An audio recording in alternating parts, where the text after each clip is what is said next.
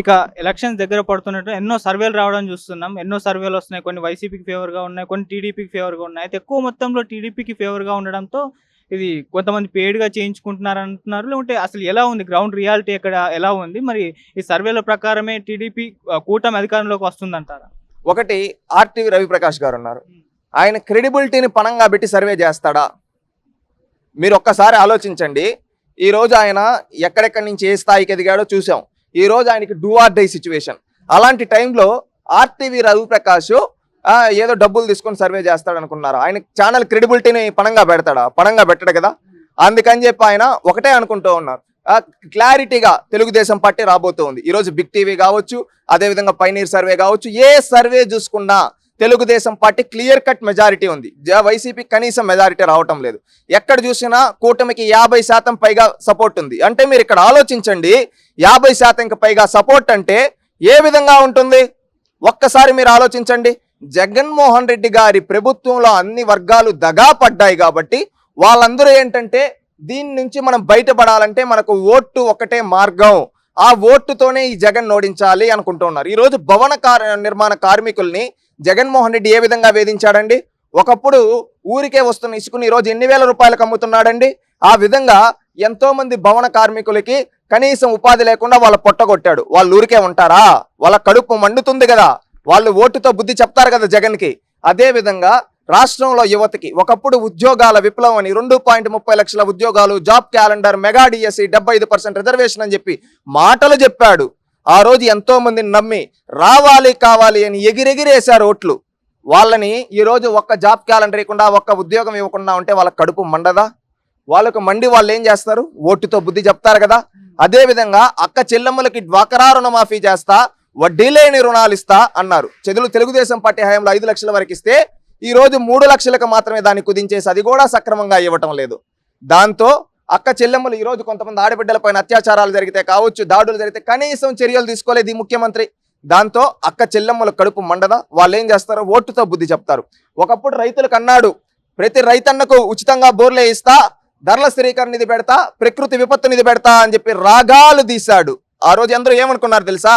పెద్ద పెద్ద మాటలు మాట్లాడుతున్నాడు రా, బోర్లు అంటున్నాడు, ఇవ్వంటున్నాడు, ప్రాజెక్టులు అంటున్నాడు అని చెప్పుకున్నారు. ఈ రోజు చూస్తే ఇరిగేషన్ మొత్తం ఇరిగేషన్ మొత్తాన్ని రివర్స్లో పెట్టేశాడు. ఒక్క ప్రాజెక్టు పూర్తి చేయలేదు. మళ్ళీ ఇంకొకటి ఏంటంటే ధరల స్థిరీకరణ నిధి లేదు, ప్రకృతి విపత్తు నిధి లేదు. ఈరోజు ఏమన్నా విపత్తులు వస్తే కనీసం ఆదుకునే నాదులు లేదు, కనీసం పట్టించుకోవటం లేదు ఈ ముఖ్యమంత్రి. ఈ విధంగా చూసుకుంటే రైతుల్ని దగా చేశాడు. రైతులకి ఏమంటుంది? వాళ్ళకి మండదా? వాళ్ళు ఏం చెప్తారు? ఓటుతో బుద్ధి చెప్తారు. అదేవిధంగా ఉద్యోగులకి ఒకప్పుడు ఉద్యోగులు చంద్రబాబు నాయుడు గారి జీతాలు పెంచి 43% ఫిట్మెంట్ ఇచ్చినా కానీ అందరూ ఏమనుకున్నారు? జగన్ ఏదో బాగా చేస్తాడు అనుకొని ఆ రోజు ఓట్లేశారు. వచ్చిన తర్వాత వాళ్ళని టాయిలెట్ల దగ్గర నిలబెట్టడము, మద్యం షాపుల దగ్గర నిలబెట్టడము, వాళ్ళకి రావాల్సిన బెనిఫిట్స్ ఇవ్వకపోవడం, జీతాలు కూడా సక్రమంగా ఇవ్వకపోతే వాళ్ళ కడుపు మండదా? వాళ్ళు ఏం చేస్తారు? ఓటుతో బుద్ధి చెప్తారు. ఈ విధంగా అన్ని వర్గాల ప్రజలు ఓటుతో బుద్ధి చెప్పడానికి జగన్మోహన్ రెడ్డి గారికి సిద్ధంగా ఉన్నారు. ఆ తీర్పే ప్రజా తీర్పై మే 13న కనిపిస్తుంది. అది ముందుగా ప్రీ పోల్ సర్వేలో ఉంది. రేపు ఎగ్జిట్ పోల్ అయినా ఇదే కనిపిస్తుంది ఖచ్చితంగా. ఎందుకంటే ప్రీ పోల్ అయినా, ఎగ్జిట్ పోల్ అయినా, పోస్ట్ పోల్ అయినా ఏంటంటే ఒకటే, గెలిచేది తెలుగుదేశం, వచ్చేది తెలుగుదేశం, రాష్ట్రాన్ని మార్చేది తెలుగుదేశం.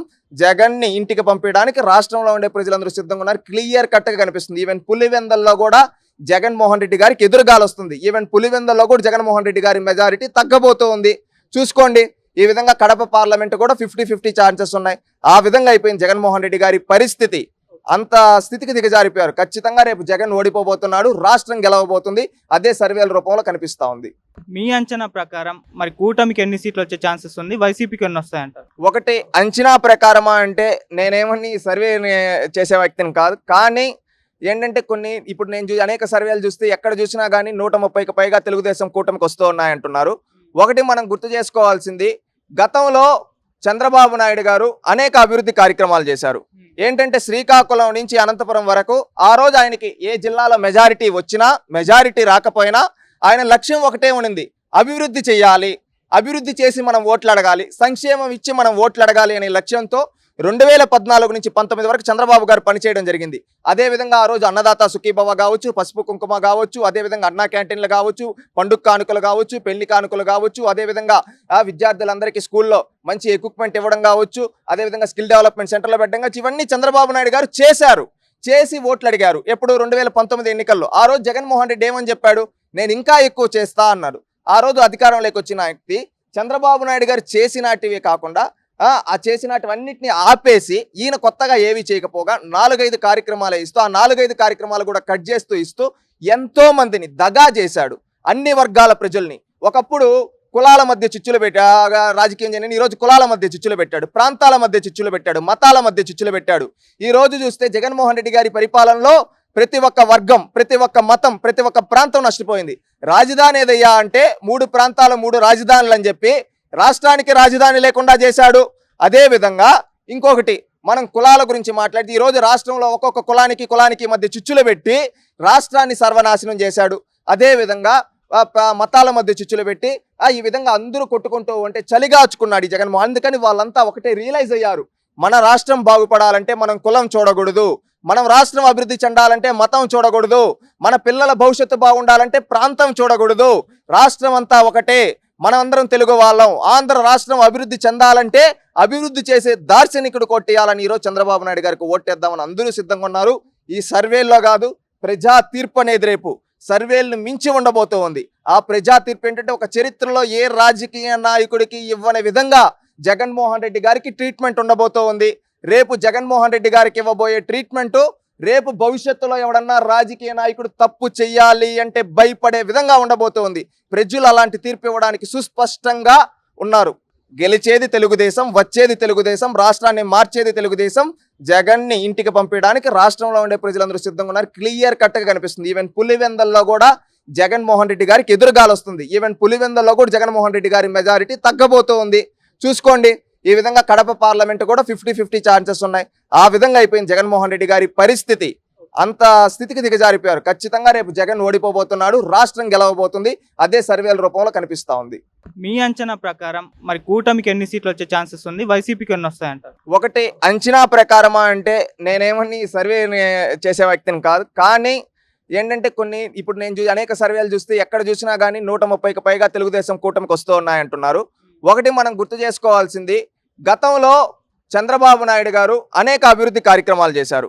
ఏంటంటే శ్రీకాకుళం నుంచి అనంతపురం వరకు ఆ రోజు ఆయనకి ఏ జిల్లాలో మెజారిటీ వచ్చినా మెజారిటీ రాకపోయినా ఆయన లక్ష్యం ఒకటే ఉండింది, అభివృద్ధి చేయాలి, అభివృద్ధి చేసి మనం ఓట్లు అడగాలి, సంక్షేమం ఇచ్చి మనం ఓట్లు అడగాలి అనే లక్ష్యంతో 2014 నుంచి 19 వరకు చంద్రబాబు గారు పనిచేయడం జరిగింది.